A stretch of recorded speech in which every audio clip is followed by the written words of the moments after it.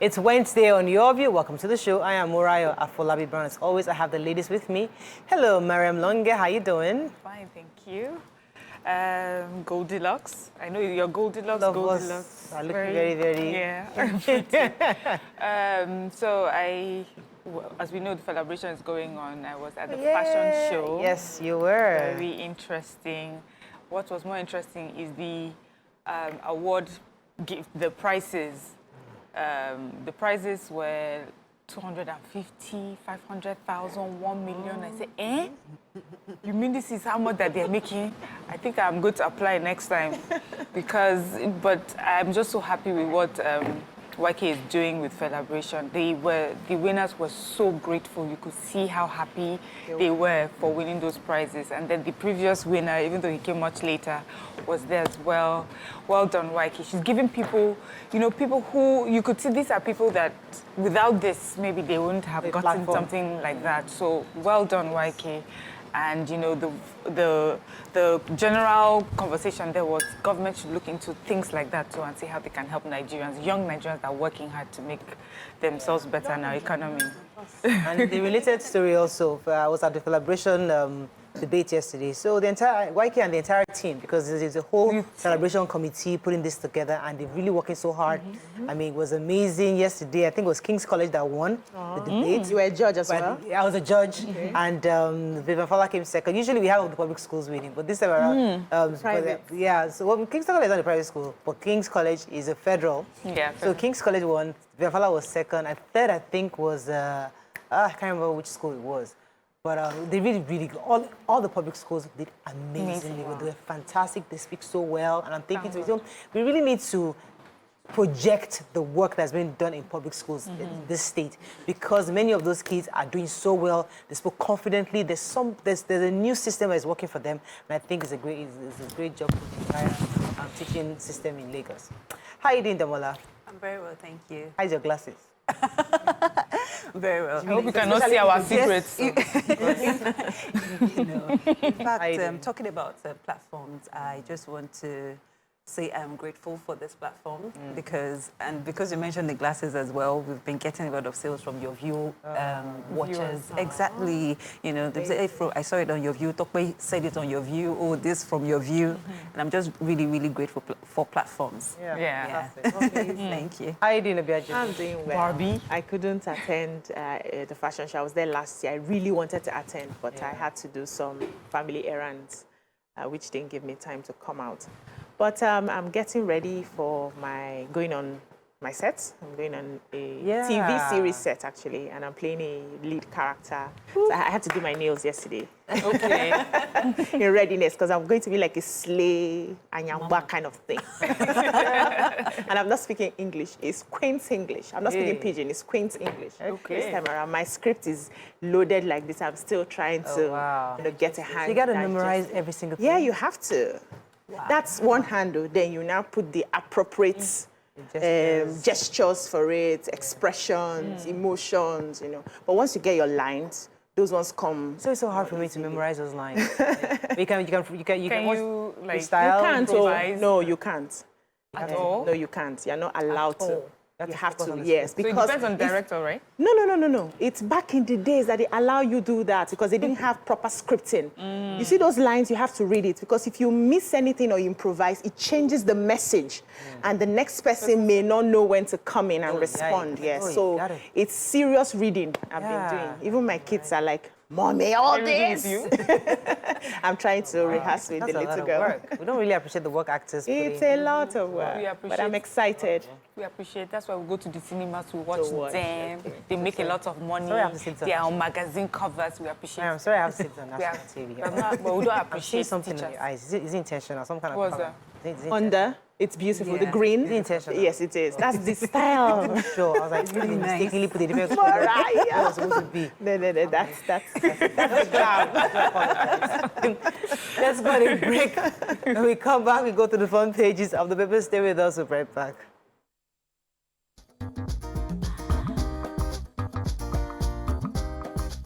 Stay tuned. Your View will be right back. Thanks for staying with us. We're going to start with the nation. Agreement with organized labor to cost federal government 2 trillion naira. Impeachment. Ondo Assembly directs CJ to raise panel on deputy governor. Tinubu certificate in order. Chicago State University deposes in court. Senate bars new members from top hosts. Diphtheria. FCT 18 states may bring back face mask use.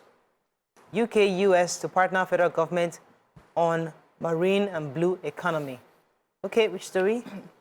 Let's start with the major headline. So the federal government has said they will be spending not less than 2 trillion directly on the implementation of the Monday's Pact with the organized labor.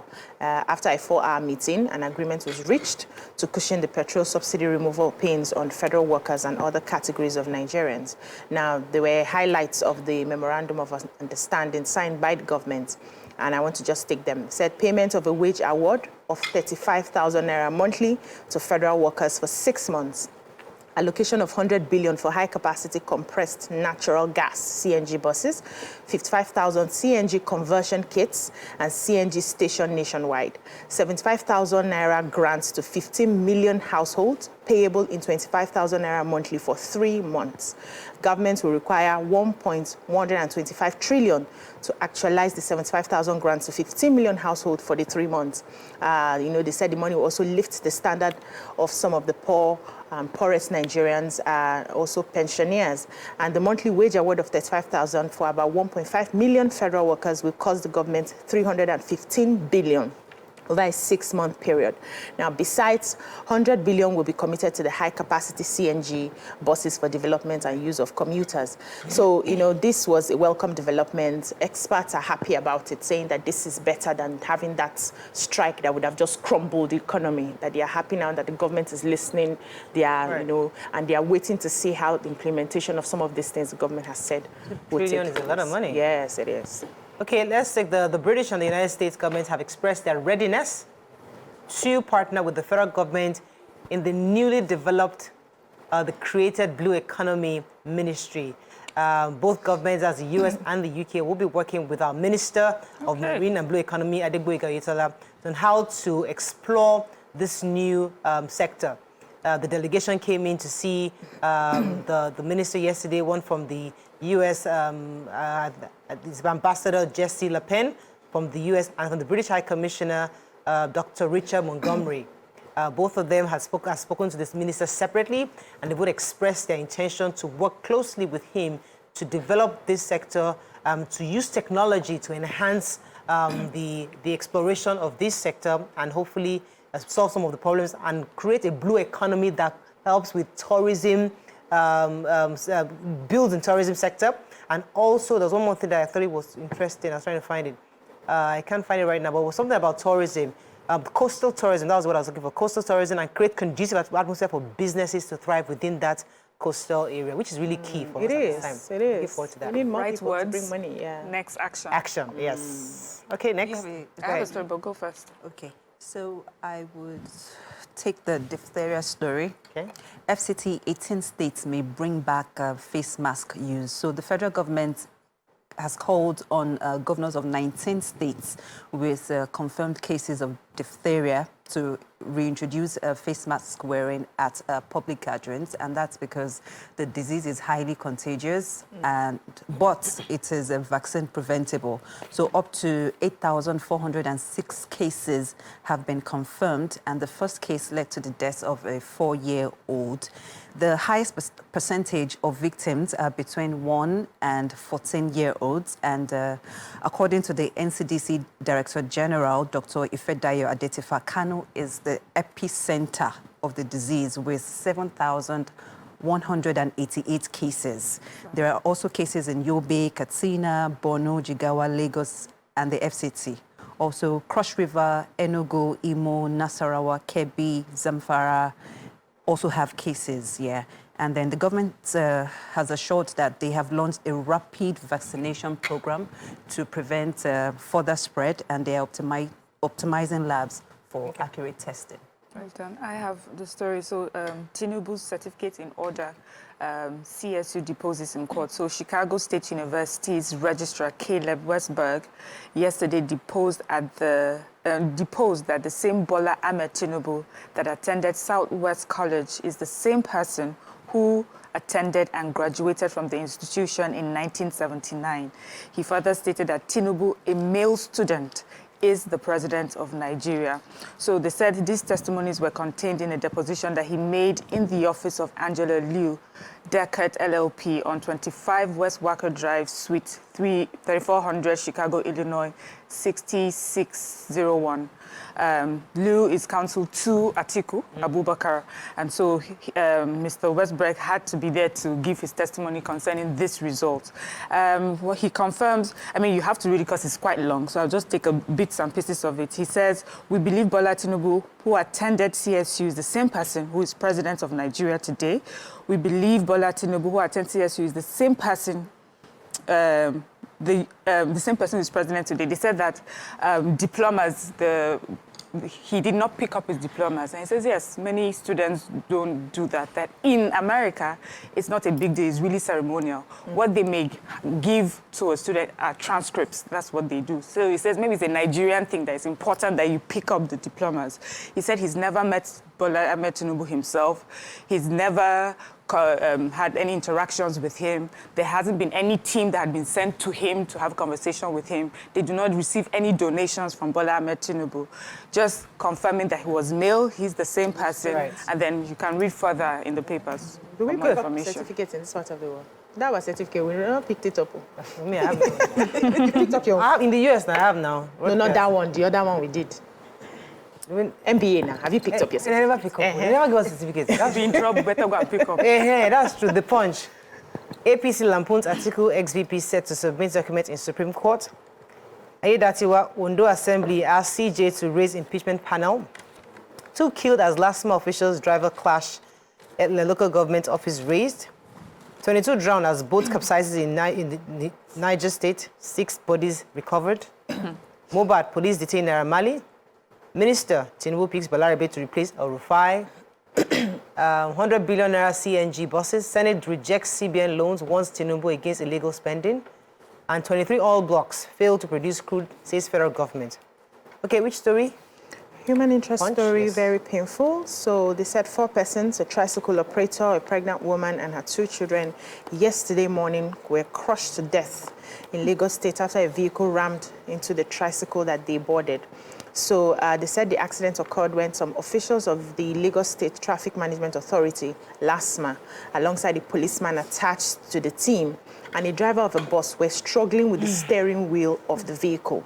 So the deceased woman, on the other hand, was taking her children to school when, from the dragging, the driver lost control and then rammed into the tricycle, killing the woman and her 2 children. The rider was there as well. And so there are different accounts in different newspapers. Some said that only 2 persons died out of the 4. Others are recuperating in the hospital. Others said all of them died. And some eyewitnesses said that the driver took the opposite, that's one way, because he was trying to avert a very huge pothole in front. And then when LASMA jumped into his car, they were dragging the steering, and that was what caused the accident. The account of the LASMA is saying that he committed an infraction and he was trying to run away when he lost control and rammed into the tricycle, and that they had an accident. However, the police is saying that it's not their own operation, but investigations are ongoing right now to ascertain what exactly happened.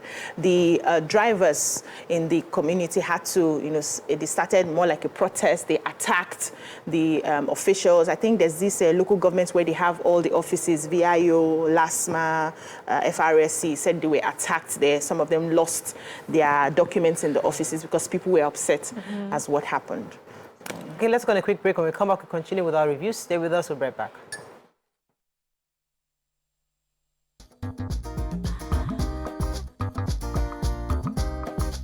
Stay tuned. Your View will be right back.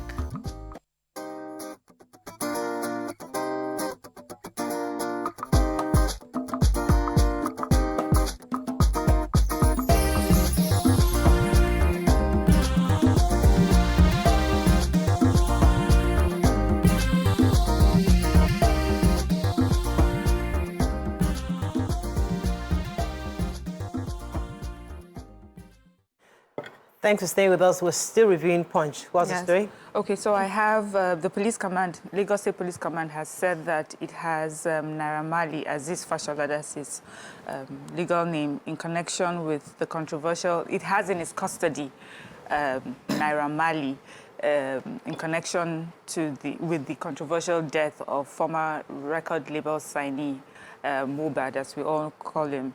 The PRO was the one who made this announcement, and they had said earlier in the day, Naira Marley himself had tweeted that he was back here in Lagos to assist with the ongoing investigations into the death of Mohbad. As we all know also, the body, Mohbad's body was exhumed, an autopsy had been carried out, and police said that they're now just awaiting the results of that autopsy. And in their custody also is Balogun Eletu, that's Sam Larry as well, just to give us an update on what's going on with the investigation. Also, the nurse, you know, who allegedly gave him the injection just before his demise is also in custody. Okay. So President Tinubu has nominated Abbas Balarabe as a minister to replace the former governor of Kaduna State, Nasir El-Rufai.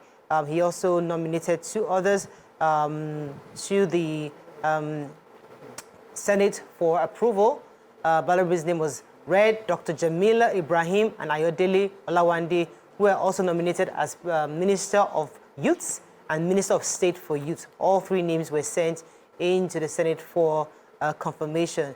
If you recall, the former governor of Kaduna State was actually supposed to be the nominee from Kaduna State, but unfortunately, he had declined the nomination, and he's now been replaced by this new nominee, Mr. Balarabe, Abbas Balarabe, as minister. Okay, let's see another story in Punch. Let's move on now. Yes. You have a story in Punch? Yes. Go ahead, please. It's a pretty sad one. So 22 drowned as a boat capsizes in Niger. 6 bodies have been recovered. So 22 passengers were on their way to a market in Kebbi State, Yori, in Kebbi State, to transact different kind of businesses. But unfortunately, their boat capsized and they all drowned. Only 6 bodies have been recovered so far. And according to the Niger State Emergency Management Agency, most of the victims were not wearing life jackets. And the mishap was caused by a very heavy downpour accompanied with a very heavy wind as well. However, they said they are doing all their best possible to recover the remaining bodies, but the rains have been disrupting the rescue operations. So we just hope that they can bring them back as soon as possible.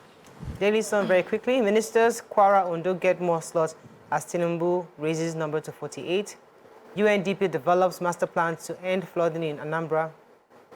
Lagos residents slam traffic officers over death of pregnant woman, 2 children and others. Reps pro 15 trillion naira pension fund assets. 23 killed in Ikebi boat mishap. Senate bars newcomers from holding leadership positions. Only 40 million Nigerians pay taxes, says Ramfak. OAU students reject tuition fee review, insist on 50% reduction. And impeachment, Ondo Assembly directs CJ to constitute 7-man panel on deputy governor.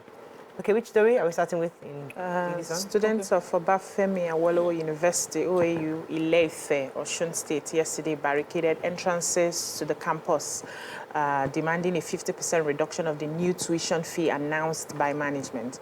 In the review done by the management of the university, they said returning students in humanities who were initially asked to pay 89,200 had their bill reduced to 76,000, while the new students' fee was reduced to 131,000 from the initial 151,200.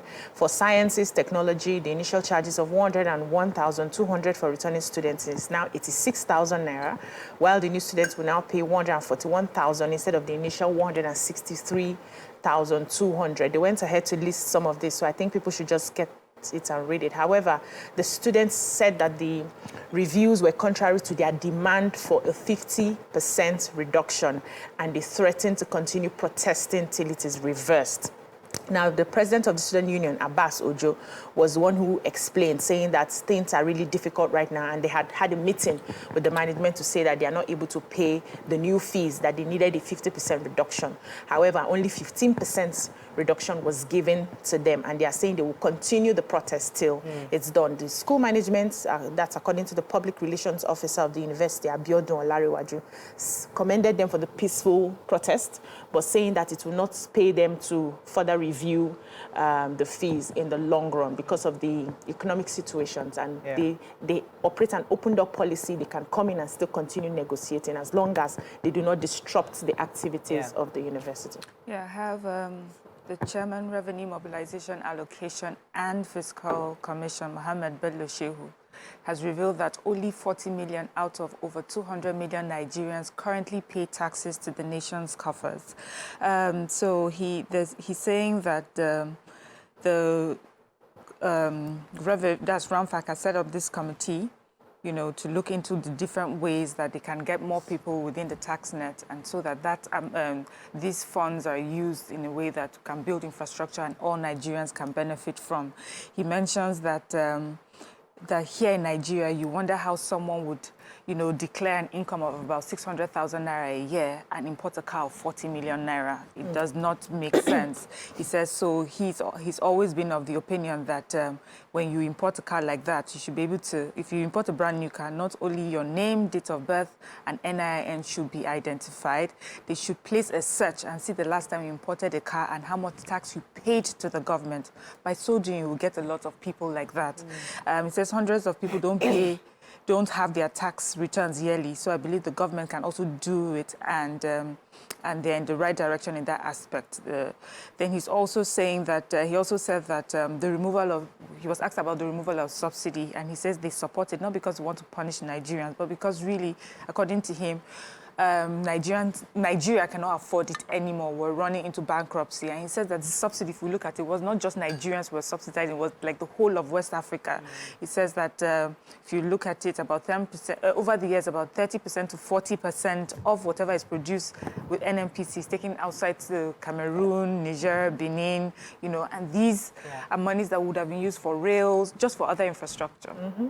All right, let's move on to Anambra. So the government of Anambra has said that United Nations Development Program, UNDP, has developed plans to tackle flooding in the state to help in Anambra. The Commissioner for Budget and Economic Planning, Mrs.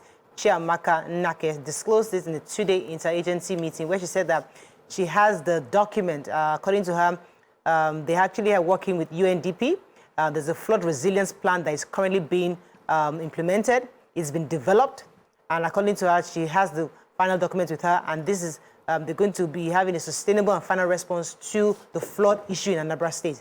According to her, we hope that if they get it right in Anambra State, the templates can be replicated in other states. That's their target, and Anambra State is ready to work with them to drive the implementation of the plan. So, as many of you know, Anambra is one of the major places hit by flood, and they're always having issues of erosion. So she's saying that working with the UNDP would definitely provide a lasting solution to this issue of flooding in Anambra State. Moving on quickly now to the Nigerian, the Vanguard.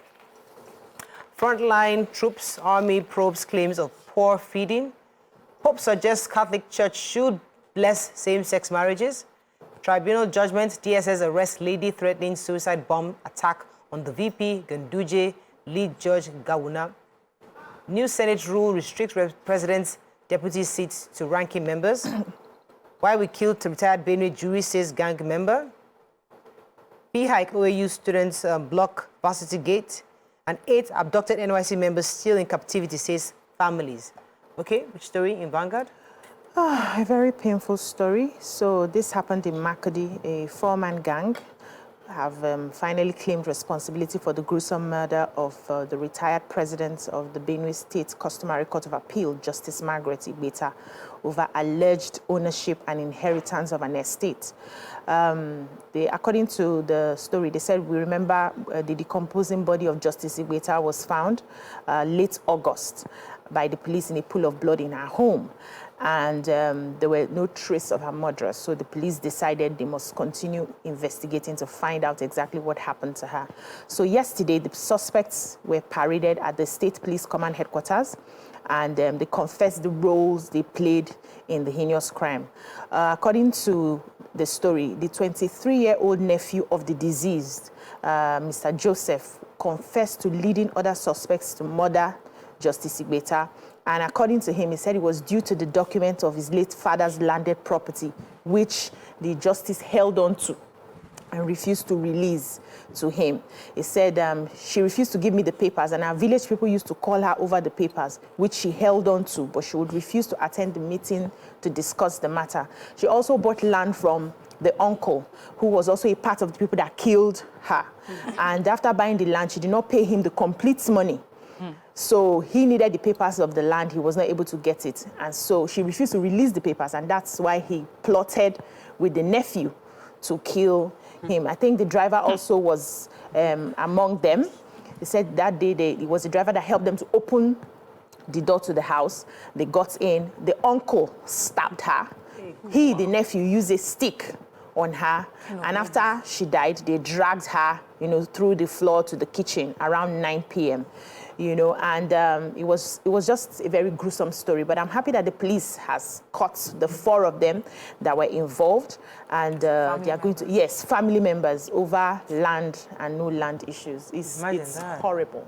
Horrible story. Horrible. Can I? Yeah, go ahead. Okay, so the DSS have arrested an actress, Firdausi Musa Ahmed. She had done an over 3-minute TikTok video. They said in the video, in unprintable and offensive words, she had called out some individuals, and they were the vice president of our country, Kashim Shettima, and then the national chairman of the APC, Abdullahi Ganduje, and then and a few others. Okay, the lead judge, Justice Oluyemi, that's the tribunal lead judge, Justice Oluyemi Akintoye, and a few others. And her grouse is that they had sacked the previous governor. The tribunal had sacked the previous governor that had just been elected, and she feels that these were all the people that had played a role in that. And she was saying in very offensive language that she cannot, if only they would all gather in the same place, she's willing to be a suicide bomber to make sure that they are all, they're all killed. And so the DSS have said that they have her in custody and she would appear before the courts.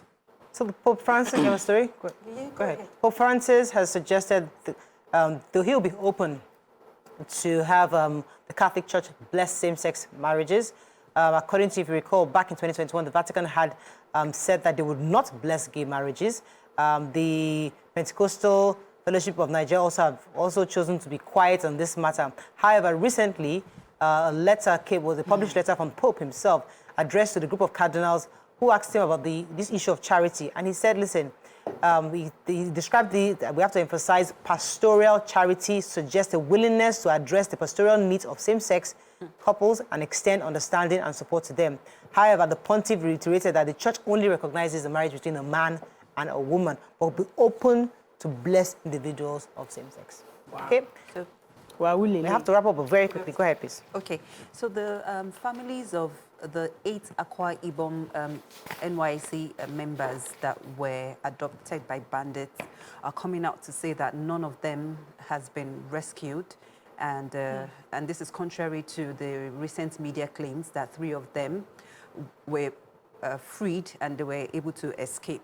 The families are coming out to say they don't have any of their children back, and the kidnappers are demanding 100 million naira ransom.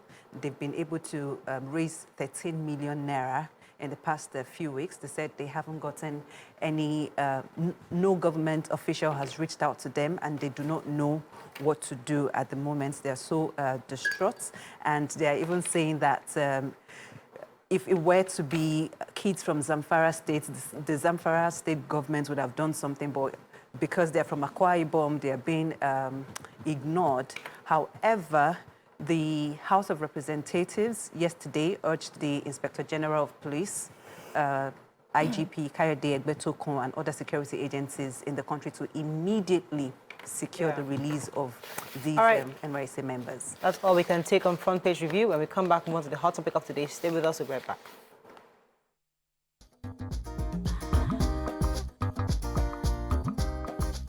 Stay tuned. Your View will be right back.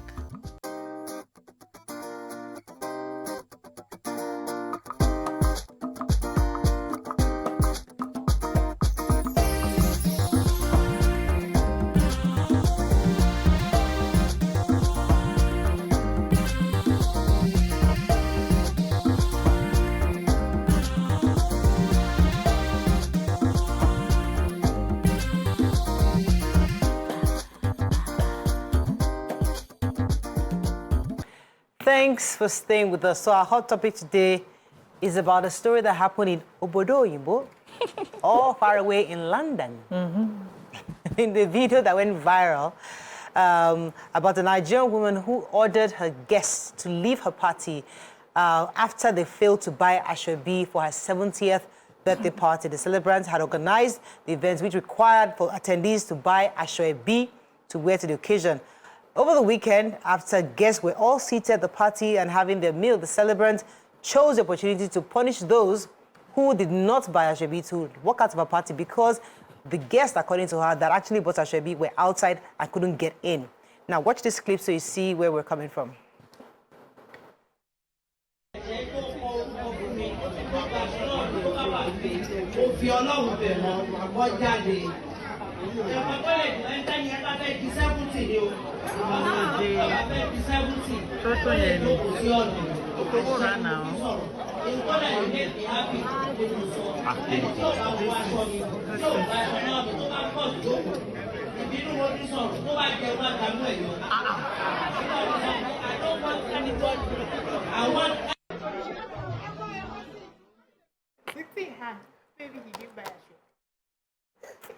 Thanks for staying with us. This was a rather interesting video because it raises quite a number of issues, you know, one of which is the culture of Asoebi, another of which is respect for people's choices, and even the audacity to walk guests out of a party. There's so many angles to this story, and I'd like to hear the ladies' initial views on it. But I mean, the video, well, how does it come to you? Let me start with you, Gajulu. What are your thoughts on this? It was a very funny video, so I had to ask for her age.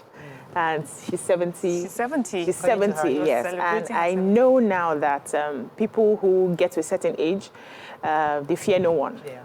You get to a certain age and they'll tell you that this is the time you can call it what it is. You're not afraid of anybody. Where you're coming from is farther than where you're going to. So you can, you know, say whatever it is that you want to say, not being afraid of the repercussions. How long are you going to be around to even see any repercussions? So I understand the boldness. However, I do not like the method. And I am someone who can call it what it is, you know, but I realize that if you are planning a party, so let's first of all demystify why people want you to have an Asoebi. What's the intention behind it? Is it a way to raise funds to do your party or to gain something after feeding people? You invited us to come and eat. Must you gain something from inviting us to come and eat? It's a culture we have in Africa where in some parts of Nigeria where you must buy the Asoebi. You must be seen to contribute to whatever I am doing. But there are some parts of the same Nigeria that if you don't have money to do a party, to call people to come and eat, without expecting them to give you anything in return, don't throw the party. That means you never belefu to chop that kind of party. So we need to ask ourselves, what's the intention in calling this Asoebi? So if this one is just obvious to me that the intention was to gain something from the people, and that's why you felt offended that a lot of them did not buy the Asoebi. Secondly, if you wanted to monitor the people that came, there's a way you plan these things. You have your, what's this card that that admits you.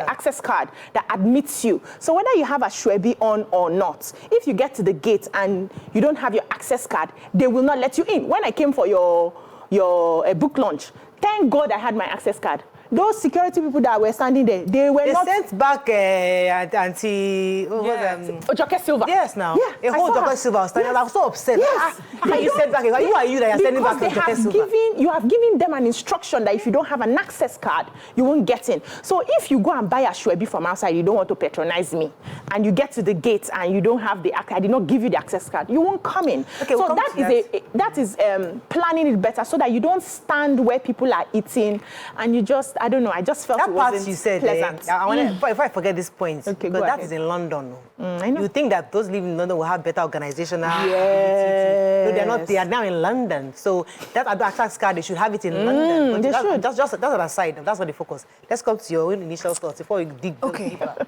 So, first of all, I know that I would never have the boldness or audacity to take a mic and tell my guests while they're eating that if they know what's good for them and they not pay for Asoebi, I will curse them. They will never get to age 70. But you know what? I was impressed that she did. I felt that it was important to have called those people out. She had a way that she had asked people to come in. Oyinbo people will send you invitation card. They will give you access card. RSVP. They will ask you to RSVP, and you will follow. Nigeria will tell you, buy Asoebi. If you buy Asoebi, then you can come into my party. Then you go behind their back. You go and buy your Asoebi from somewhere else. And then you appear there and sit down and you want to eat where you did not sow. You want to reap where you did not sow. People that know that these are her friends. She has said, yes, you may say I might not have enough money, but this is what I'm trying to do. Buy my Asoebi. The money that you use in buying it will go a long way in me organizing this party. And it's a way of these people giving their contribution towards the party. But you may be upset that while she's sending Asoebi, she may have other intentions. She may have other intentions. You did not buy the Asoebi, so why are you there eating her food? Why are you there eating the food? And then stopping those who paid, who made the contribution and donation, stopping them from eating from the party. They were standing outside. They could not get access because we've even taken up the seats. Obviously, should have put this Asoebi out. 50 people have bought. So I'm organizing a party for 50 people. Right. Then we are seated. 50 seats are filled. And I can see people that paid for the Asoebi standing outside. Of course, I'm going to tell you, it's time to get up. You did not pay to be here. You did not think you had, you wanted to make the donations to be here. Okay. You can leave. This is because that was the requirement for her to come to her party. If it was a different requirement, if it was a come one, come all, as you are passing by, that's a different case. But Madam has said, for my 70th, pay for my Asoebi, then you can sit at my table and eat my food. If you don't, please stay away. Emola, let me come to you. What are your own initial thoughts on it before I dig into? Yes, for me, I think people that did not wear Asoebi gaining access to her party is totally her fault. It is not their fault. But my own perspective to this is that it's not everyone that will support you for your party. When you want to celebrate, just, throw a party and, have your capacity. The number of people that you want on board, send them invites. If they buy Asoebi, they don't buy Asoebi, I don't think it should be that significant. That's to me, from my own perspective, because it's not everyone that likes to buy Asoebi. I don't like to buy Asoebi. I stopped buying Asoebi like 3 years ago, and I've told a lot of my friends that got married within that period to say that I do not like this Asoebi because I wear it once, I buy you Asoebi at an exorbitant price, 40,000, 50,000, I will sew it, 30,000, I will do makeup. So maybe my total package for that party is like 100K or 150. So why don't I come to that party and spray you that money? Let me educate. Instead of just buying the Asoebi and just abandon. Let me educate you guys. Because obviously, none of you have thrown the kind of parties I have thrown. Okay. Because if you have, you would understand that having an Asoebi is not about you contributing to my party. It's not your extra 1K, 500 naira I put on your Asoebi that is the contribution to my party. We keep forgetting that. I've done like my father's burial, my mother's 70th, I've done my own wedding, trust me, I know these things. If I ask you to do Asoebi, what I'm putting on it, worst case scenario, 2K, 3K. And it's probably from that difference is usually for your, what do you call that thing? The souvenirs. Gift. Because I want to buy you quality gift. So my car might be 2.5 cost price. I go to the market and I sell it to you 5K. That 2.5, I'm using that money to go out and find a gift that is possible, that is good for you.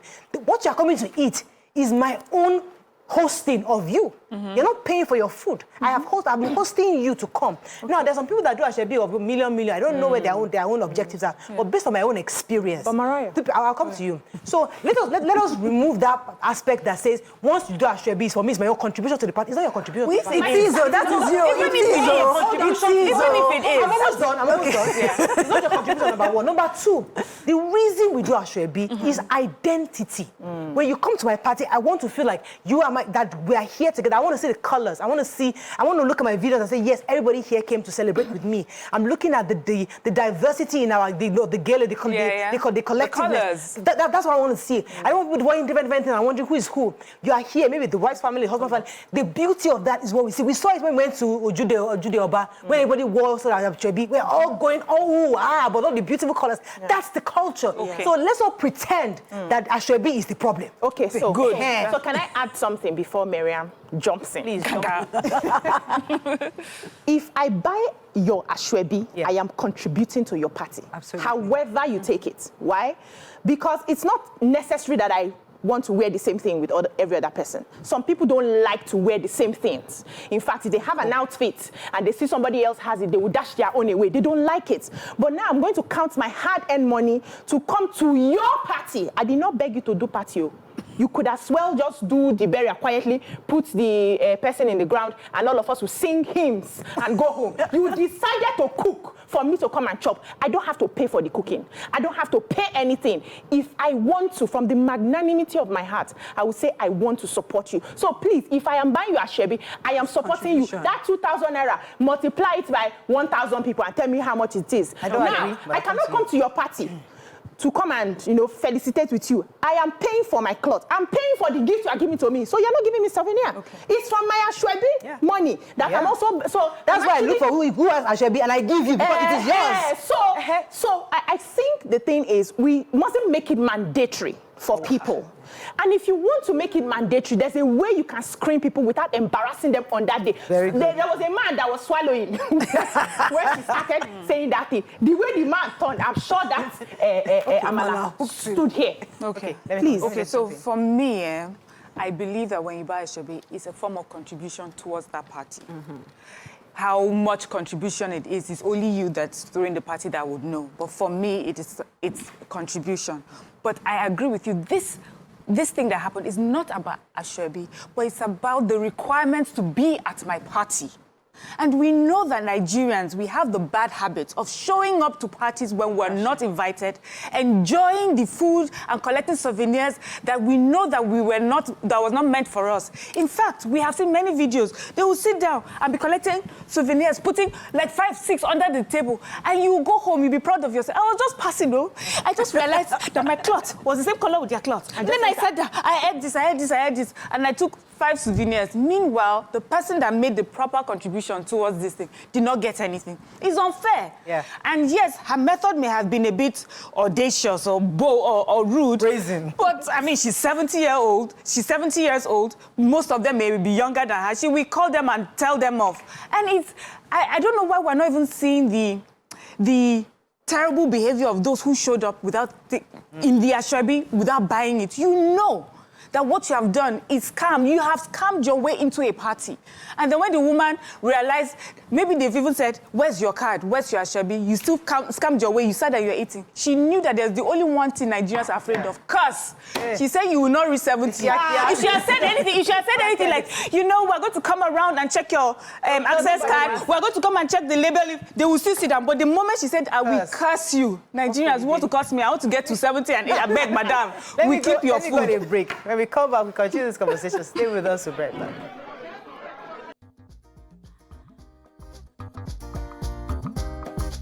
Stay tuned.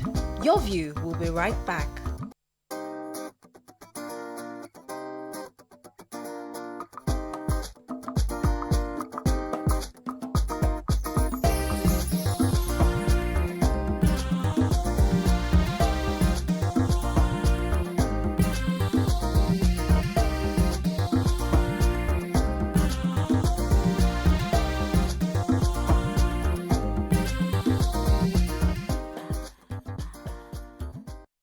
Thanks for staying with us. You see, this Asoebi matter. I should write a book on it because I know about it. Let me give you 2 quick examples. My father's burial, my mother picked Asoebi for everybody. And there was a particular sect in the family that wanted to pick another Asoebi, and she warned everybody, don't try it. I want everybody to be uniform. Everybody's wearing this. If you don't, and everybody must come and pick it up from here. If you want to do your own, I will not accept it. I will not allow you in. And everybody is, so that goes to the importance of how that uniformity was important to her. That was on one end. Then, when I think it was my mom's burial recently, when I did hers, and we did the Asoebi, somebody went to the market because they had exhausted what we had. Somebody went to the market and went to go and buy their own straight from the supplier. Now, when I buy Asoebi, when I buy and I sell to you, as I said, I sell you and I add a bit of money for the souvenir that is yours. I gather souvenirs for my own people who have paid for me. You went to go and buy your own directly. You've not paid for the souvenir, with all due respect. You don't expect me to give you what I'm giving my friends. You now say that you'll be putting your hands. I'm not going to give it to you because you didn't pay me the money for the souvenir. You didn't pay for your souvenir. So you didn't make the contributions towards it. You didn't pay for it. So it's the same thing. But I'm just telling you, that's the reason why I would not give you, but you go and complain that I went to a party, they didn't even give me souvenir. Like, sorry, you didn't pay for it. So it's part of the discipline. It's not by force for you to go to a party. I've invited my own people to go to the party. Now, those, especially the culture, let me come to the Yoruba culture and I'll come to Damola. The Yoruba culture that really did this Asoebi thing. It's their thing. And it's a family, it's a unifier. We are doing our thing. It's a clinical family together. That is the culture. It makes sure that this is us. We are doing this event. That for me it carries more weight than telling everybody to just come and buy Asoebi. It's not about everybody just showing up. Yeah. It's about those who I want to come and familiarize with me and solidarize with me on that event. For me, that's the significance of the event, not just for Bogwero and the complaining, why would you do Asoebi? It's like, if you don't want to buy, it's okay. I just wished that more people had this kind of understanding of Asoebi. Because the Asoebi understanding that I know that most people have is that they just want to make money. They want to, people actually throw parties as an investment. Yes, now. They go to collect things on credit, food on credit, drinks on credit, hoping to be able to pay from the money gathered from Asoebi, from the money that people would spray them at the party. True. That's the extent that people go to, throw these kind of parties. And for this woman, she's 70. If she has more people coming to her party to eat, I think that feast is even more of a blessing than the aesthetics that she's after. Because when you're celebrating something and then people come and they can eat to their satisfaction, I think it adds a better blessing. It's more of a huge blessing from above. And the way people take this Asoebi, it reminds me of one of the situations I had with someone that I grew up with. And then we saw each other on Instagram and then we started bantering. And then she asked for my phone number. She said, I'm getting married, this is Asoebi. I said, I'm sorry, I don't buy Asoebi anymore, but I am going to come to your party and I'm going to show up. But she didn't understand the meaning of that show, because when I come to your party, I will really, really show up. She doesn't know that. So she didn't send me the invite again. I asked her, what's up? Is here the money now? She missed. Okay, let me take this call from Olarinwaju. I'll come to you. Good morning, Olarinwaju. You're live. Thanks for calling. Miss here the gift. Happy Oh, I'm so sorry. I lost that. Oh, sorry. Okay, so, see, if you don't go for a party that you are not invited or you do not meet the requirements to be at the party, when you are in your house, what happens to you? Do you die? Do you faint? Or something? No, but you should celebrate only for those who want you to celebrate with them. Recently, I've been invited for a party, a wedding actually, and there was no Asoebi. So I was like, no Asoebi. And he says, no, it's just for the family members alone. Every other person must make sure that they come with their access card. And even for your driver must have the card so that they can get fed. They've put everything in place. Auntie, imagine if I go and look for the Asoebi that they are going to wear. And then I wear it, and then I don't even appear with the access card. And I don't give my driver the card that he needs to get his food. And then I come there, and when they call me out. I say, Madam, please, can you step aside? I'm sorry your driver cannot get food because, I will stand outside and I'll be shouting. And after all, I'm here to show you that I love you. I'm here because, why? I'll be looking so ridiculous. Wait, welcome to you. See, parties also cost money. Do you understand? Do we understand how much this woman may have put in place to make sure that those that she's invited are properly catered to? And then we have people who had nothing to do towards the contribution. You cannot afford it. No.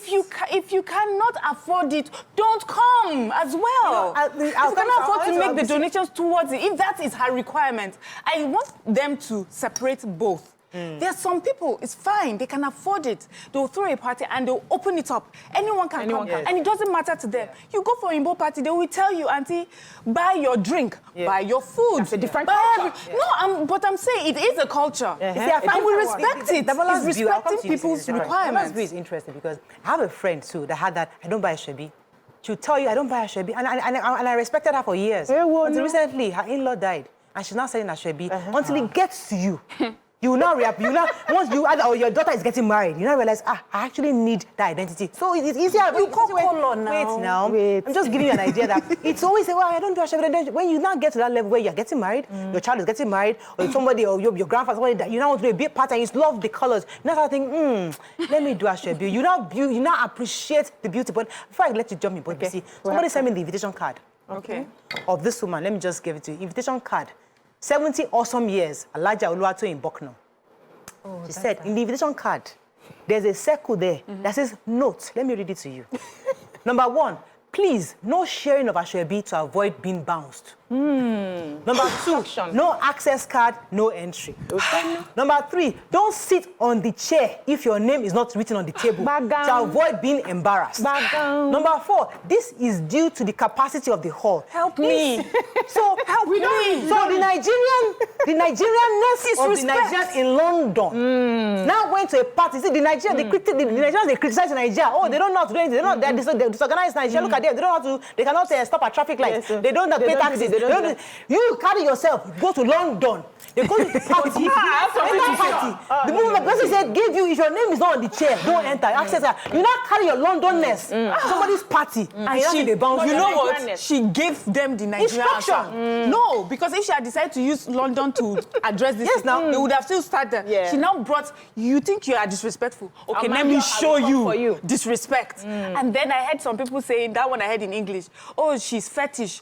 Oh, she's a local woman or she's a bush woman. You, that you saw the words written out in English, what to do, you did not... So this well spelled out instruction, you have won the conversation. You know why?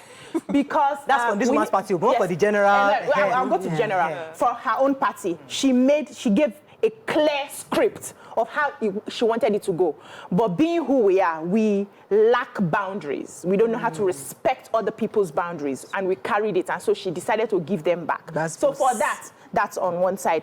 But let's not forget that we have a culture. You know, you mentioned when you're going to a Igbo party, they will say, bring your stuff. That's how they have always, in fact, if we're hanging out, we split the bills. You pay half, I pay half. It's a culture that they have. From beginning, when we started doing our parties, in our own culture, when you are making plans for 500 people, know that 1,000 are coming.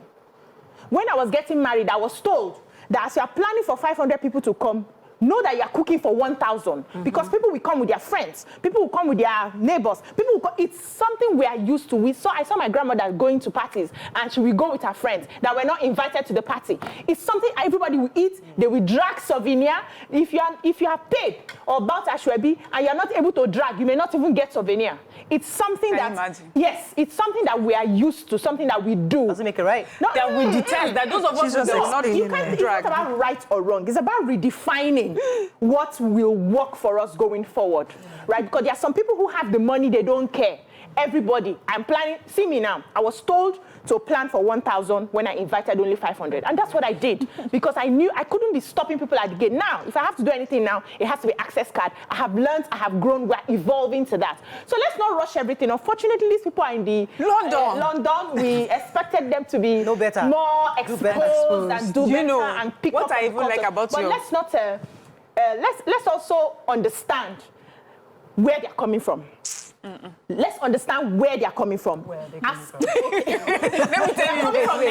tell you something. Let me tell you. Okay. You see, if I go to my village and I throw a party and I'm asking for access card, I will laugh at myself. Nobody will answer you. Do you understand? Yeah. I'm in the London. Hey, the London. And then I paid for hall. And then you have to go through a gate, and then you tell me that it's our Nigerian culture. You know more than anyone else that you were supposed to bring your access card. You know more than anyone else that you were supposed to read what the requirements were. They did not RSVP. They put RSVP in cards now. We started doing it, and we never, we'll just read it like, oh, RSVP. Party person will now be calling, are you coming or not? I'm coming now, but madam, you did not RSVP. Yeah. You're right. We evolve, and so that's what we need to put into consideration. We're crying every day about the economy. And then someone in this tough economy decides to throw a party and says, please, I'm catering to 50 people or 10 people or 100 people, and these are the requirements to be there. And then you tell me, this is Nigeria, we just show up where we are meant to show up. No. In this day and age, you're educated and you're not living in the village, you know exactly what you're doing. You're coming to scam another person of their right to be at that party, to eat the food that you did not pay for, to sit at the table that you are not invited, to wear an outfit that you did not pay for. It's unfair. Finally, I just want to make it finally clear. It's not about Asoebi. It's about respect for the requirements that they have been giving out. If you have not been invited somewhere, do not go. It does not make you a smarter person when you arrive at a party. Take more than the amount of food you are meant to take. Take more souvenirs than you are meant to take. It doesn't make you smart. It makes you a thief and an ungrateful person. Yeah. And I think we should learn that. I have another joke too. Yes. So there was this woman who apparently was not invited to this party. She borrowed clothes, wore white, showed up, was having a good time. So she wanted to drag food.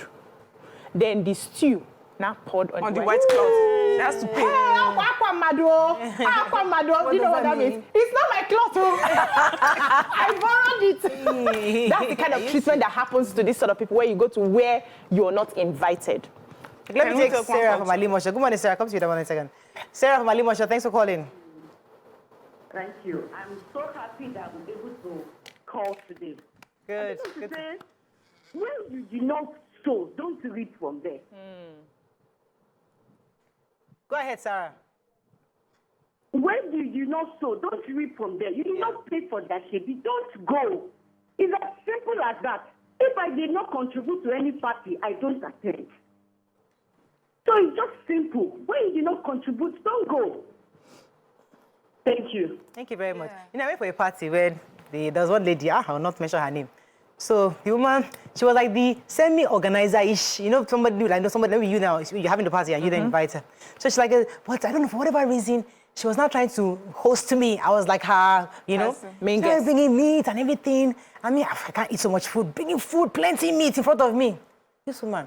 And she will carry the meat, have one girl sit down, be pouring the meat inside. And so she now, because I didn't know where they are, Asoebi, she now told them to give me Ankara to put around me so I can collect. Look at that. I can collect, what do you call that, the name? Souvenir. Yeah. She now put around me. I didn't even understand why she was putting around me. When I now realized, I now gave, please. Don't. Everybody was positioned there to collect souvenir for her, collect food. Say don't order rice, so just order rice, don't order amala, just order rice and chicken. As I ordered there, they pour the rice here, they pour the chicken in. And I was there. I was like, oh my goodness, this is part of the deception. We go into with the thievery. Yes. You go there, you're practically a thief. Thievery is not my culture. I reject it. So it's part of what we need to address, and I'm happy that this woman's video hopefully will set as a opportunity to also address what you need this for issue. Let's go on a break. When we come back, I'll come to Tomji Damola. Hopefully we'll let out the lessons learned and how do we move forward from this. Stay with us, we'll be right back.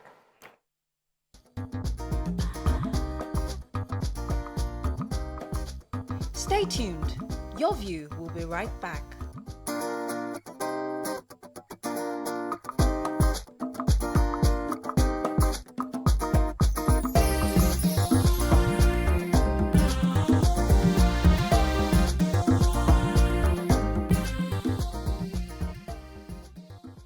Thanks for staying with us. We're still discussing this Asoebi matter. Let me come to you, Damola.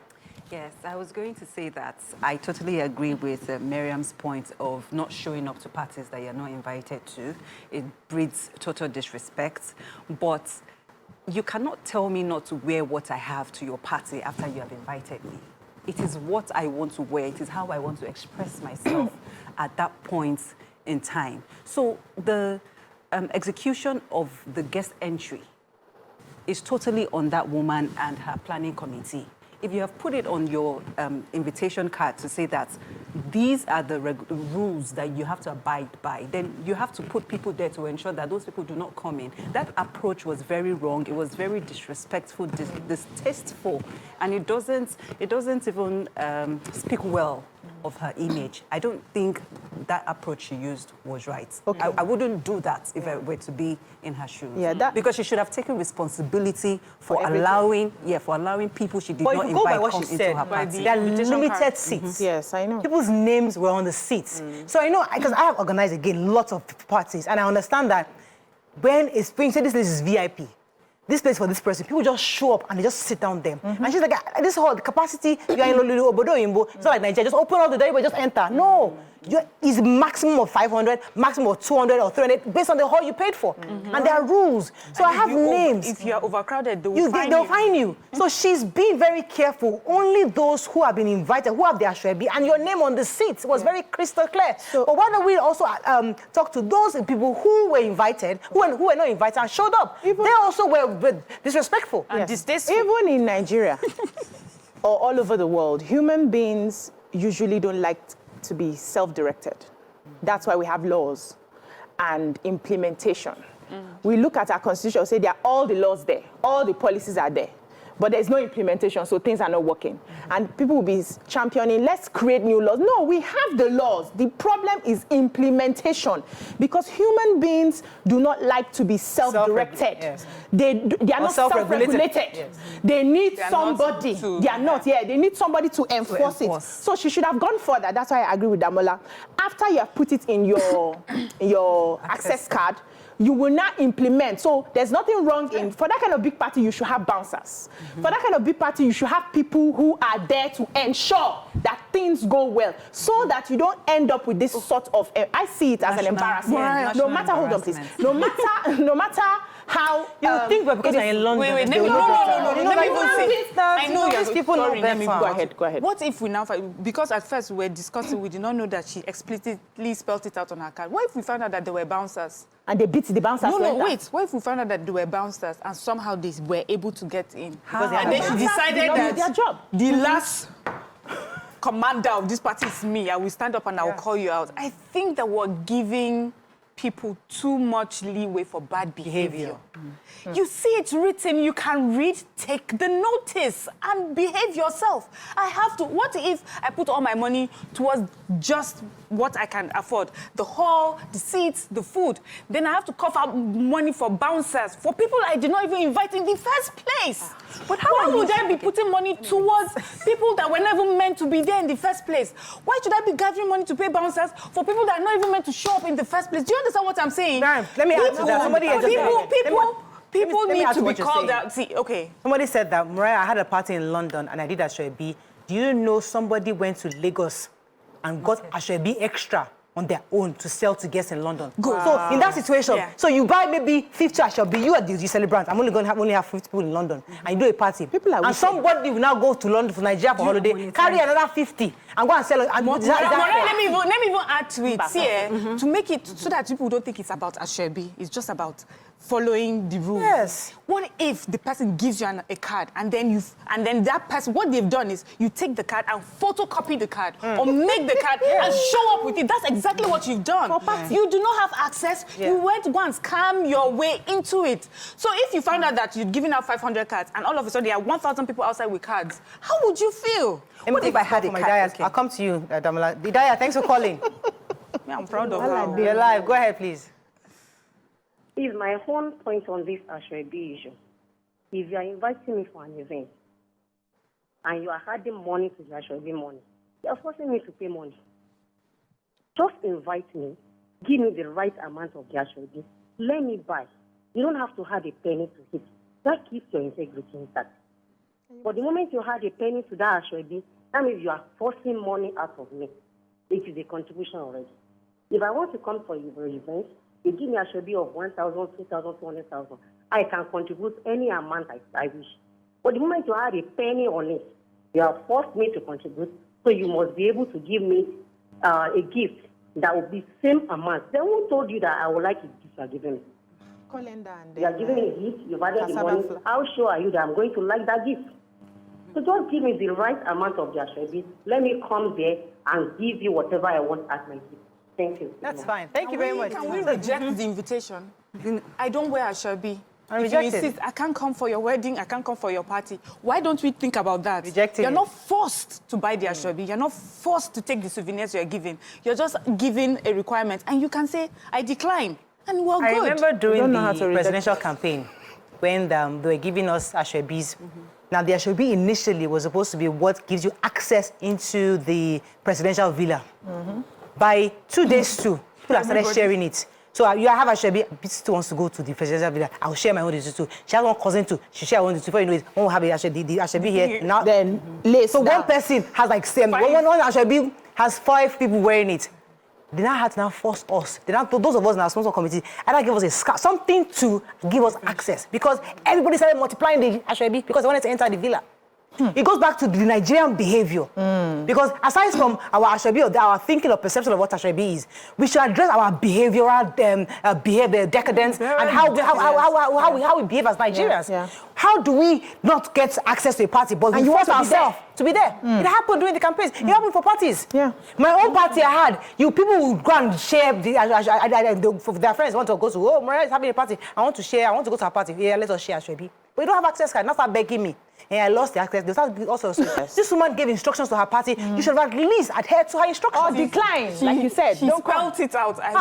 For her to move, see, I was even shocked. In Lagos, we don't do this kind of thing. This is a bit brazen. In Lagos, we know that the people I'm inviting are very decent people. I wouldn't write this on an invitation, but for her to know how London people, wait, these people, if you don't write it there, they will show up. I'm shocked.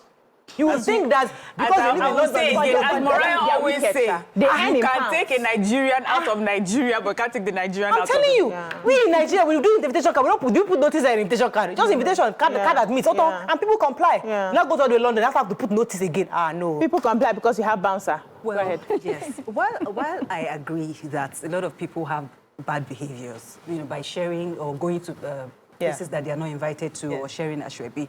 Sharing Asoebi also is cost-effective for some people, because some people put their Asoebis at 70,000, 80,000, but because you have invited these people that really want to be part of your party, they can't afford it. They speak to another friend to say, okay, let us share this. You take 3 yards, I take 3 yards. It reduces the burden on them, because they have to be financially responsible. Yeah. I'm not going to empty my bank account because you want me to they come to your I party. can't afford to be at your wedding, I won't go. Exactly, but there are some people who actually want to go out. Damola, I'll come back to you. Let me take this call. Damola again from Moe.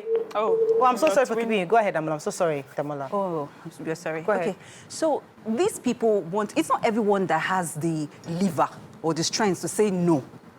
To say that I can't come to your party because I can't afford it. They try to manage and Let me see help you. how they can Damola, let be me part help of you. that celebration. Let me help you. So 2 of you are friends, right? I'm inviting you over. I'm doing a party. I'm inviting the 3 of you. Yeah. And I say 60,000 naira. You can afford it, but you can't afford it.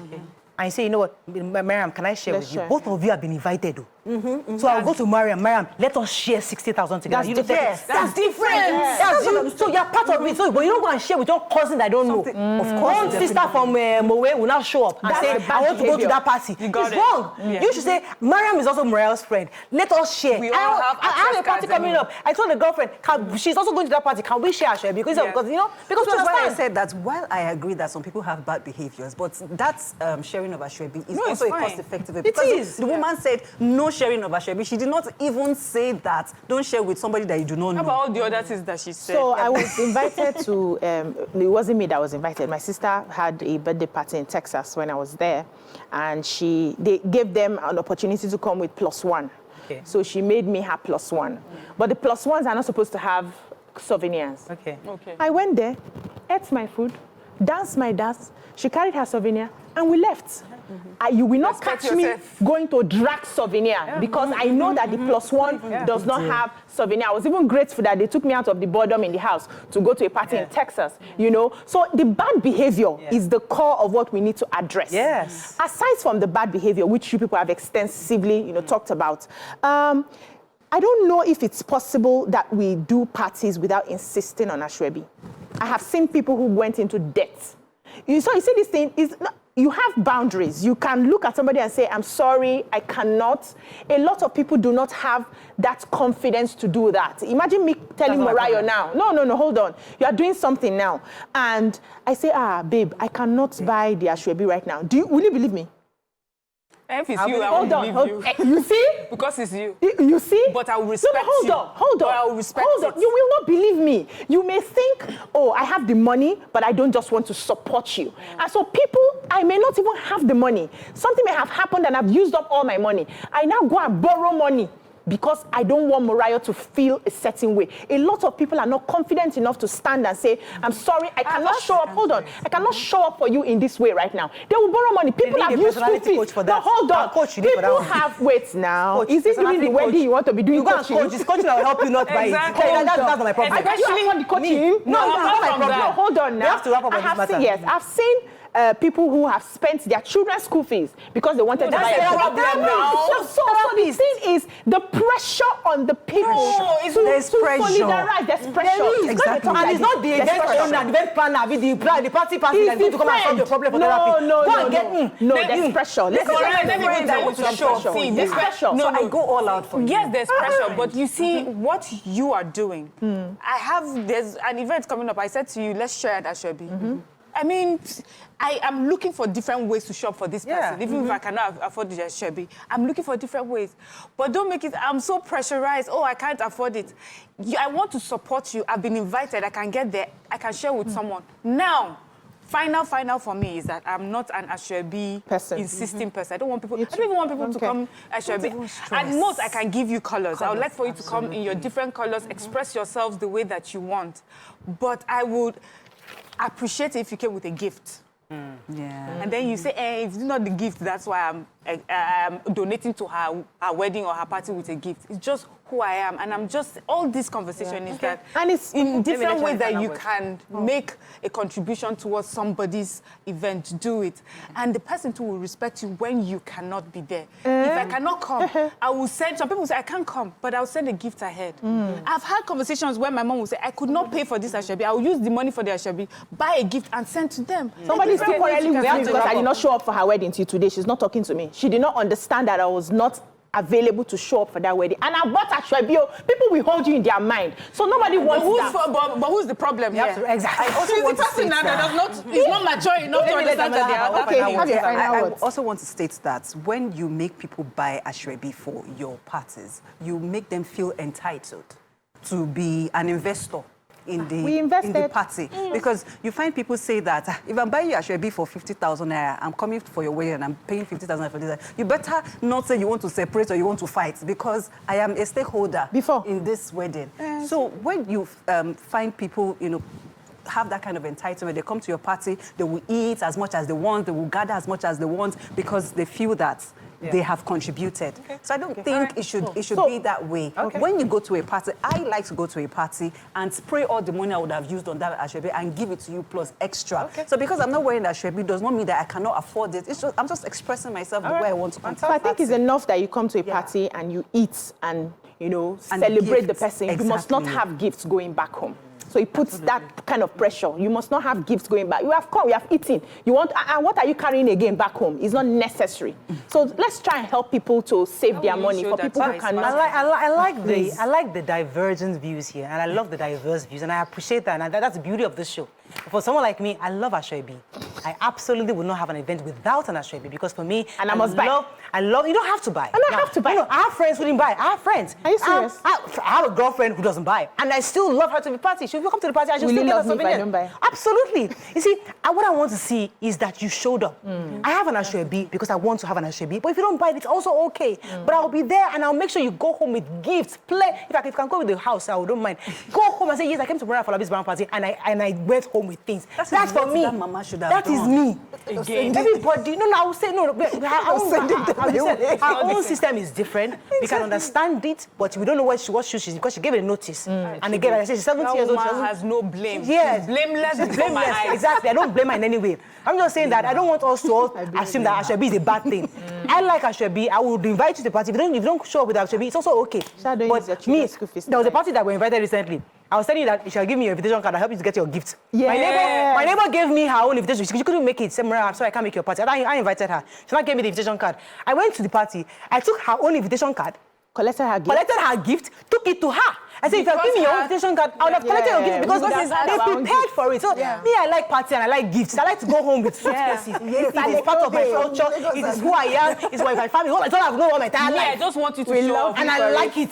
Like, don't come and bring Asoebi problem to me here, please. Because next time, cash gift. I don't good behavior. No problem. And you come out and you spray me.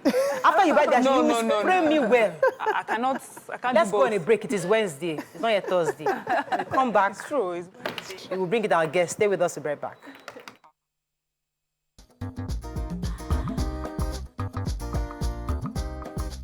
Stay tuned. Your View will be right back.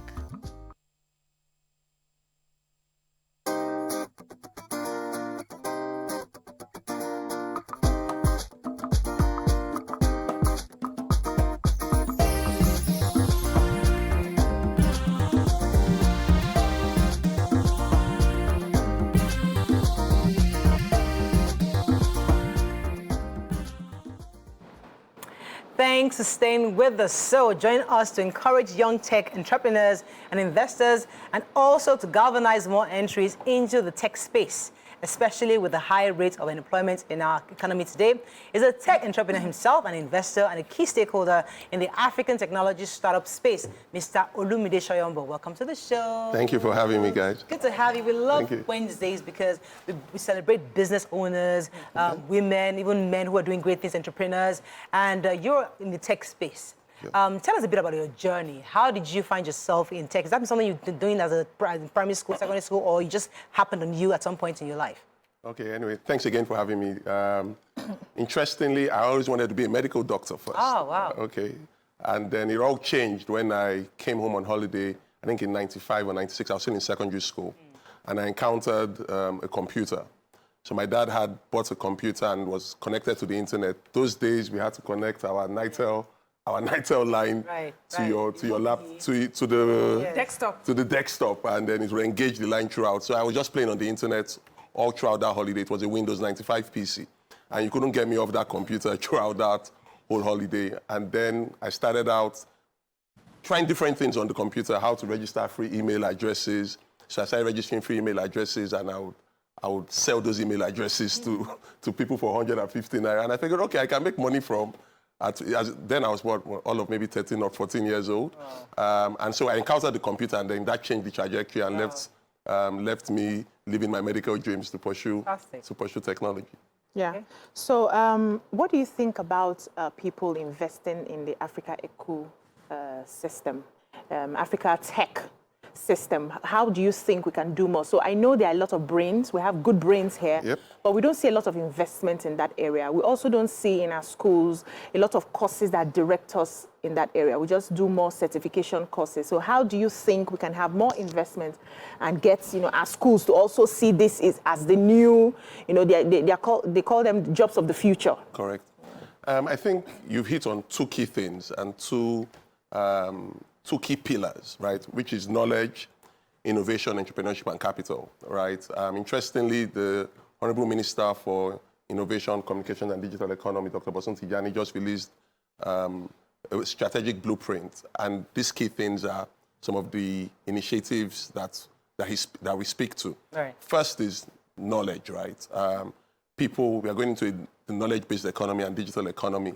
How do you empower the people? If anything, one thing I'm very, very passionate about, right, is we have a lot of young people, right? And what can we do with this advantage that we have of young people? Because it can be a disadvantage if we don't utilize the young people and talent very well. So how do we scale up people and then place them in positions that they become investable? Coming to the second part of your question, because investors invest in people, and they don't invest in people just because they like you or they like your face. They invest in people because, they want a return. And we are seeing that in our ecosystem, I think last year about $1 billion came into Nigeria, investing in young fintechs, startups in the ecosystem. How do we make that 5 billion next year? Because we have just only scratched the surface. Today, Nigeria, some surveys in Nigeria has about 100,000 developers. India has about 5 million developers. And we have the numbers to go there. So how are we going to scale up people to get them ready for the future? Because, and we have very interesting things going for us. First, English is our first official language for business.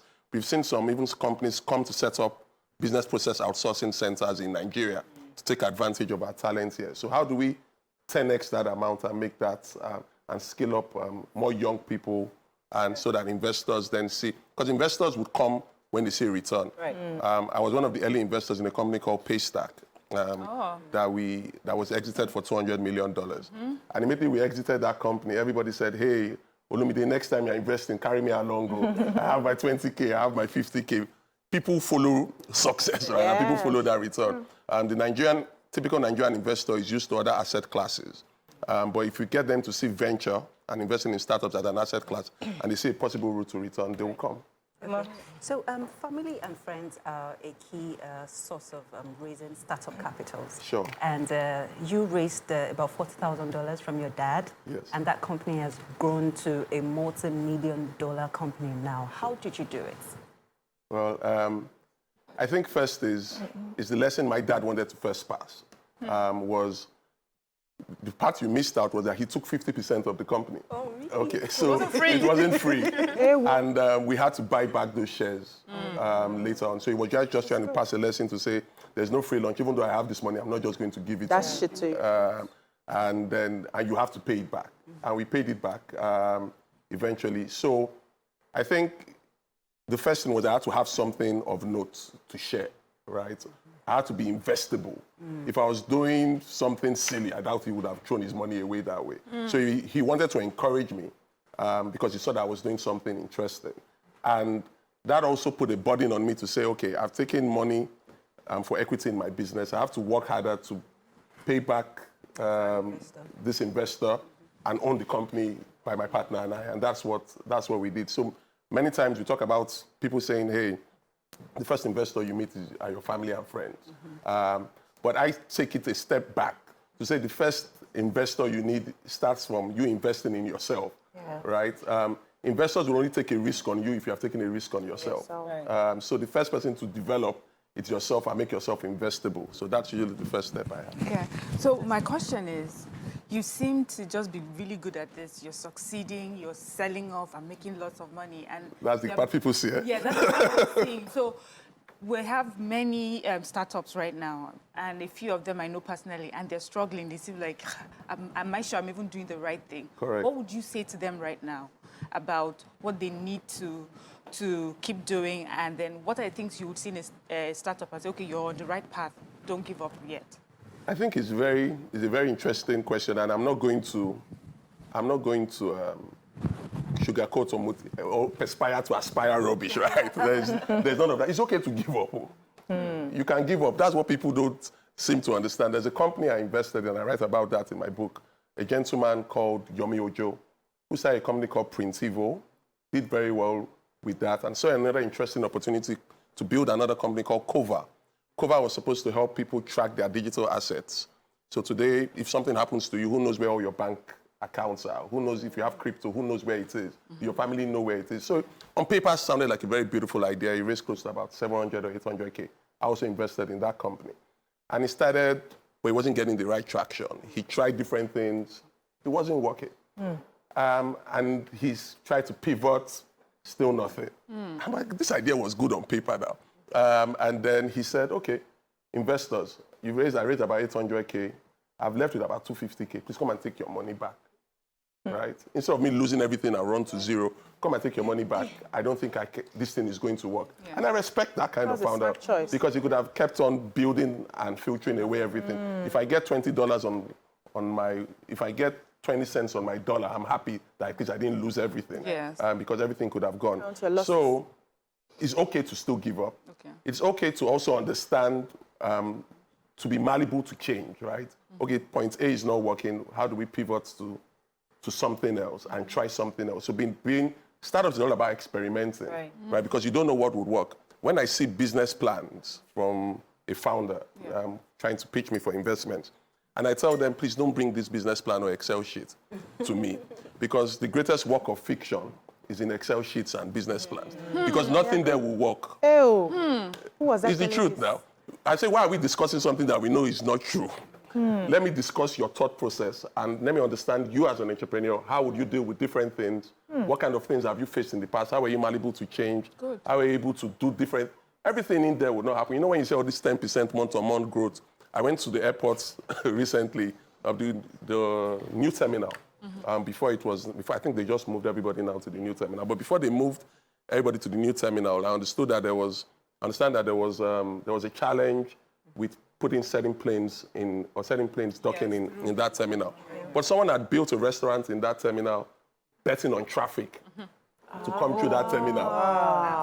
And then I'm sure the person had told investors, by the time this terminal is open January 1st, there's 20,000 people traveling per day. If 5% come, you take all these assumptions. I just need only 2% and I'll be fine.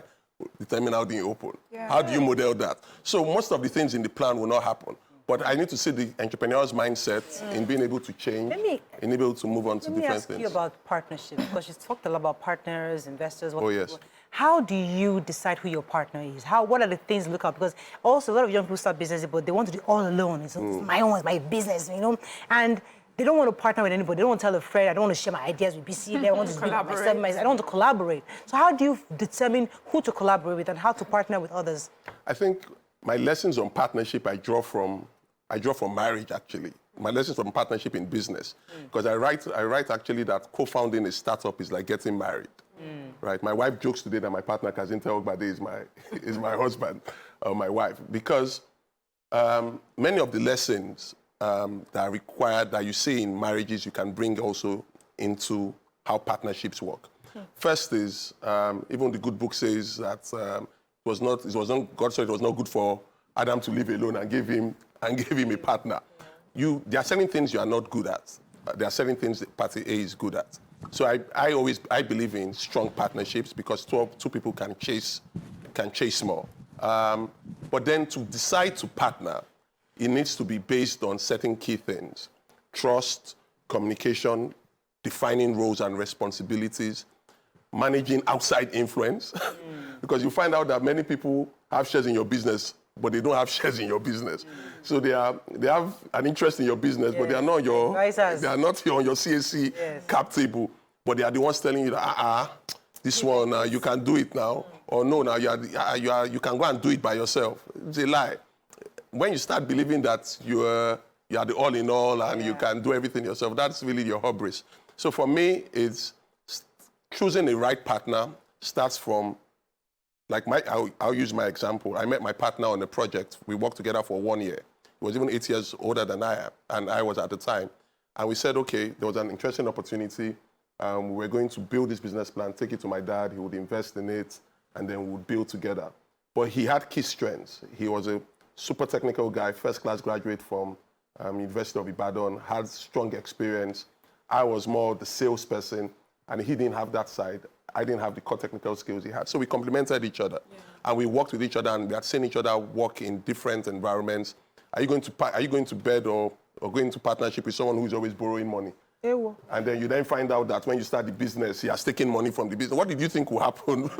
What did you think will happen before? Right. So there are some key things that you need to understand in partnership before you go in. Yeah, so I wanted to find out, what are some of those things your parents did that you picked up on that pushed you in this business direction? Because I know that sometimes we put so much attention on read your books, go this one, you are going to get a job when you're done, and we don't teach them the ropes of entrepreneurship. So did they do anything that made you change direction to get into business? I mean, that's an interesting question. Thinking about it now, right, I see what my parents exposed me to, right? So I think the first thing is exposing children to that environment. I grew up in an entrepreneurial household. I'd seen my dad start different businesses. I'd seen his business cards. And I was like, I like this business card. I want to follow it. I think my brother has actually been on this same seat, Ladipo Shoyombo. He's a pastor, but he's also an entrepreneur. My older brother is also an entrepreneur. So we had seen my dad start several businesses, and we've looked, say, his nice briefcase. I like to, as a young child, you are just impressionable, right? You had seen him make different moves, start different things, and it played a role in how we were going to do it. But there was never for one day my dad said, hey, you must go and start your own business, or this is what you are doing. If you're not doing that, that was fine. But he exposed us to tools. He exposed us to books, a lot of books. One of the early books we read was 7 Habits of Highly Effective Things, Rich Dad, Poor Dad. Those Failing Forward, those books shaped your thinking. And those books then have a play in how you view life and how you view different opportunities. So I think that exposure to is what really changed for me. Fantastic. So I'd like to get your thoughts on Tunde Onokoya's approach to rehabilitating internet fraudsters, aka Yahoo boys, rehabilitating them through tech training. So for context, Tunde Onokoya is a social entrepreneur that uses chess to rehabilitate kids from living the under the ghetto. grid, Absolutely. So while he has gotten a lot of support from some people, like the likes of Inyaboyeji, investing, in such an idea, some people are saying that it is a reward for bad behavior. Why don't you channel this tech training to the people who have been well-behaved over time and train them to gain meaningful employment? Right. Why do you want to channel it to Yahoo boys? What's your take on that? I think he's one of, and that's really sometimes the problem I have with Twitter, right, our social media conversations. It then becomes either or, right, instead of and, right? So I'm doing A doesn't mean I can't do B, right? So for me, what Tunde is doing is very, very admirable and very, very interesting. There are so many people today, right, that tech has changed their lives, right? If you read about a gentleman called Adewale Yusuf, right? He had worked as a security guard before, started TechPoint Africa, and today he has built Old School Africa that has raised several millions of dollars, right? I'd gone to a restaurant once in Lagos, and I met this waiter. His name is Daniel, and I liked him, his diction. I was like, what school did you go to? He said he went to a polytechnic, but have you used a laptop or a computer before? He had never done so. Wow. I said, okay, but he said he plays around with the computer in the restaurant. And I said I was going to pay for him to do a one-year course in a company called Semicolon Africa that trains people how to be young programmers. It's 1 year, they give you a laptop, give you a meal a day, and I enrolled Daniel in that course, right? Daniel was probably earning maybe, 40, 50K. I'm not sure how much he was earning at the time. But he's been able to several times 10x his revenue or his income by empowering himself with the right skills. So what Tunde is trying to do is to scale up 10,000 Daniels, right? 50,000 Daniels. It doesn't mean that the Yahoo boys or whatever cannot be part of that program. The key thing for me, right, and we'll come back to the same question I even asked Daniel, is commitment, right? Even if I'm ready to train you, if you're not ready to receive the training, then we are wasting our time, right? So it's commitment to a cause. So if I find very committed people, I think those same people should be given opportunities in the right context. Yeah. Okay. So I have this question, but I also feel like what you've answered is part of an answer you give me. So just the future of the tech ecosystem in Nigeria. Earlier you compared the Nigerian ecosystem with the Indian one, with the one in India, and obviously it's a huge difference. Sure. So for what you see today, what do you think what do you think it will be like in the next 10 years? And what do you think we need to put in place now as a government? As an individual, I've seen what you're able to do, one person, but as a government as well, what can we do to sort of scale it up? I think looking into the futures, I'm very excited because we have some of the key levers that we can build on. I talked about using the internet when I was 13, and I was one of the lucky people. A bank MD in Nigeria today probably didn't use the internet till maybe they were in their 30s or something like that. But think about children today that are born digital first, right? Think about a child born 20 years ago, right? They were born in the internet. Today, maybe they're getting their first job, right? They now have earning power. They're going to do everything online first, right? They're going to open bank. They're not going to walk into any branch to open a bank account. They're going to do everything first. If you go to any tech startup's office, watch the number of Jumia bikes or food or delivery bikes that is going into those offices. Those guys order first online. Yeah. So they are digital first. Give a 3 or 4-year-old your iPad, they've gone to an app store to buy something. Yes. Think about when that child has his own earning power. And we have a lot of young people coming on stream that will be digital first and live in cities. So who is going to build solutions for these people? And how do we invest in those kind of solutions? How do we prepare people for that future? The government obviously has a role to play, and I think we spoke about it earlier around education, not building the knowledge-based economy, and the pillars for innovation, the partnerships between academia and industry, putting in the right policies, right? That is not just thinking of today, right? Thinking about policies that would enable further investment in the ecosystem, and that's really how change happens. Just that I can see it in Lagos. Maybe Abuja. Yeah, in cities. Really, yes, but I would not say it's widespread across Nigeria. Yeah, but it's still. I call it day zero, right? Okay. Sometimes when I want to look at what our ecosystem looks like in 5 to 10 years' time, I look at what India looks like today. Okay. Day to day didn't start like this, but there was intentional action and the right policies to drive investment, to catalyze investments in that place, to invest in education, and investing in the right policies, not today one policy A and we shifted to policy B, and consistency. Tell us about your book. You've been talking about your book. What is it about, and why did you need to get that book? So I wrote, the name of the book is Vantage, My Life Starting Out and Startups. So basically I cover growing up in an entrepreneurial home, the vantage point I had in having a dad who could invest in my business, but then how to pay that forward, how I started out Blue Chip, and then the lessons learned in running my own company, and then the lessons learned in now investing in other startups.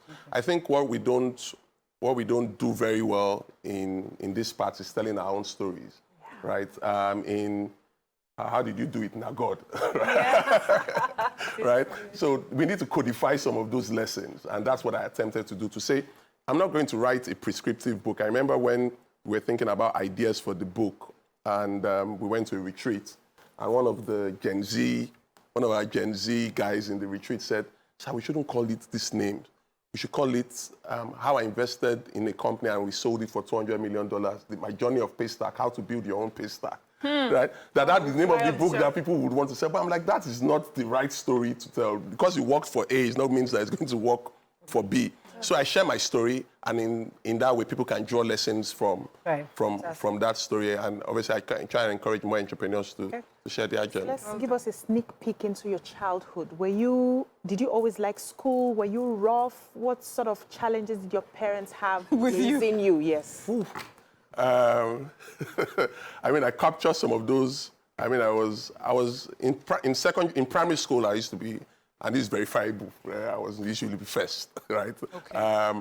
Secondary school, early secondary school, doing very well. Then obviously, as you start growing into puberty and so on, and you start trancy and playing. So obviously, I was a truant in that instance. How did you come out of it? I want to quickly jump in there, and I want you to please address that opinion of some people have the opinion that some tech founders just waste investors' monies on marketing and living a particular lifestyle, and it keeps happening. We see the likes of Payday. We see Patricia having issues right now. So why do these issues still come up?